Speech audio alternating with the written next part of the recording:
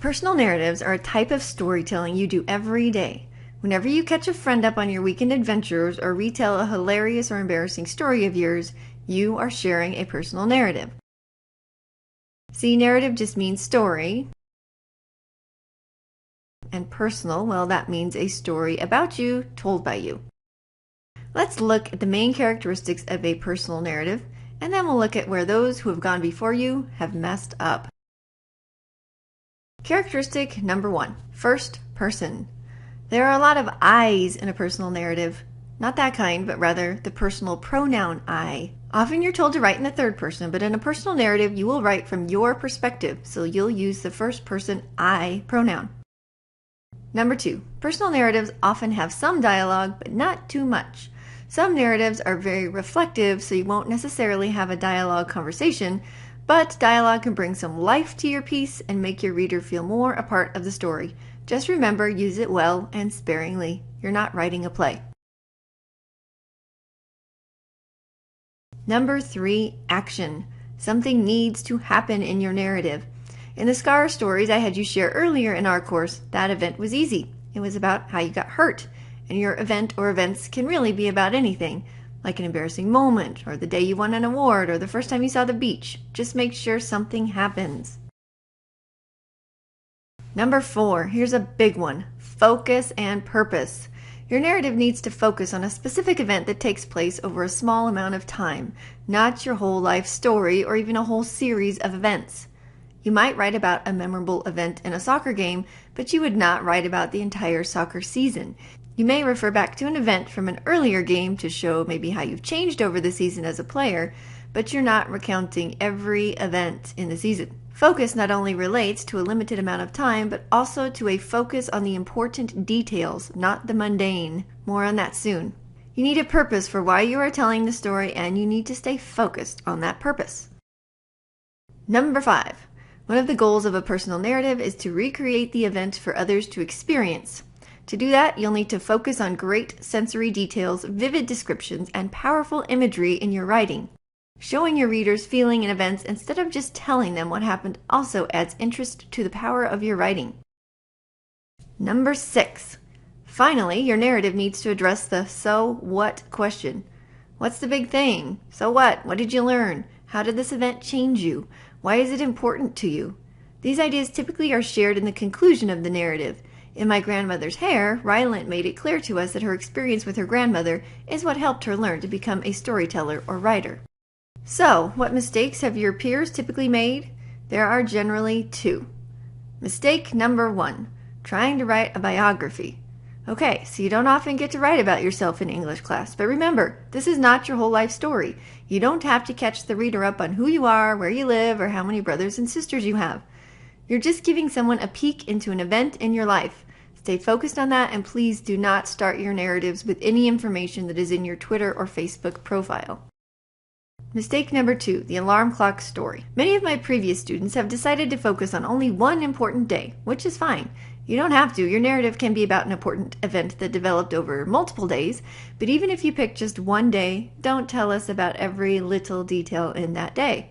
I can't tell you how many narratives I've read that start with, "It all began when my alarm clock went off." This is not an interesting beginning to a story. Practically every day begins with an alarm clock going off. Mundane details will bore your reader and are not essential to the purpose of your story. Think like a cartoonist and put in enough description to adequately set the scene, but get us to the action quickly and leave out the boring stuff. Brushing your teeth is only interesting and noteworthy if someone swapped out your normal brand of toothpaste with an exploding variety. Let's look at some examples of personal narratives in songs to really clear this up. Now remember, not all songs are personal narratives. In some songs, the singer is just sharing his emotions with us. There's no action in those kinds of songs, so those are not personal narratives. Other songs tell us the stories of others. This Weird Al Yankovic song recounts the story of Anakin Skywalker, aka Darth Vader. The song is not personal, and it is not focused to a certain event, so it's not a personal narrative. But here is one that is. It's called Last Kiss, and this version is by Pearl Jam. This song starts with a mysterious beginning, and we quickly learn that something terrible has happened, but we don't know what. Let's listen.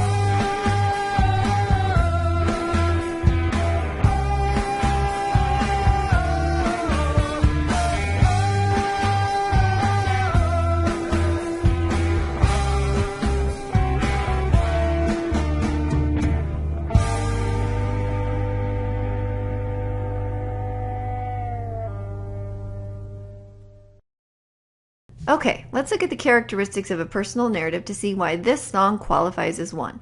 Characteristic number 1 requires that our personal narrative be written in the first person.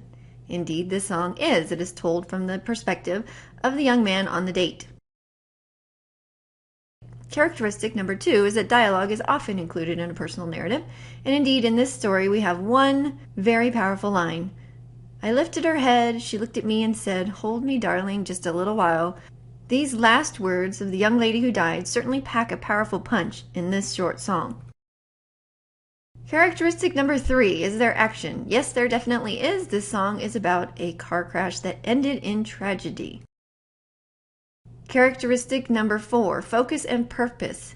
Definitely yes. Notice all of the details that are left out of this song. We do not know the exact age of the young couple. However, we can infer that they probably are teenagers, given that the young man is borrowing his dad's car. We don't know the exact time of day, but we can probably infer that it's evening, and we really are given zero details about the appearance of either character and know virtually nothing about their life history leading up to this event. Before we move on, notice the nice beginning or lead that the song features. The song starts with, "Oh where can my baby be? The Lord took her away from me." Immediately, the reader knows that something tragic has happened, which creates a sort of curiosity that encourages the reader to read on to find out what exactly did happen. Characteristic number 5 requires imagery and rich details, and even in this very short song, we have some great examples of this. And these examples do a great job of illustrating how to show your reader what is happening instead of simply telling them. For instance, this part of the song, "The screaming tires, the busting glass, the painful scream that I heard last." Get some nice descriptive vocabulary there, and never once in the song does it mention that a car crash has happened, but based on these descriptive details, we can certainly infer that. So the writer of this song is showing us that a car crash has happened instead of just flat out telling us. Again, in this portion of the song, "When I woke up, the rain was falling down, there were people standing all around, something warm was flowing through my eyes." Again, we have some nice imagery in this portion of the song. Even though the writer never explicitly tells us this, we know that he's probably bleeding since something warm is flowing through his eyes. We know that a certain amount of time has lapsed for people to kind of gather around the scene of the accident. And these details help to form a picture of this event in the reader's eyes. "And now she's gone even though I hold her tight." What a powerful and saddening way to show that the young woman has died in this young man's arms. Truly, the writer of this song was skilled both with description and imagery and in the art of showing, not telling. And finally, characteristic number 6, the "so what." Why is the writer sharing this event with us? That is nicely captured in the last line of the song. "I lost my love, my life, that night." That is the "so what." That is why this event is so critically important to this person and obviously changed their life significantly.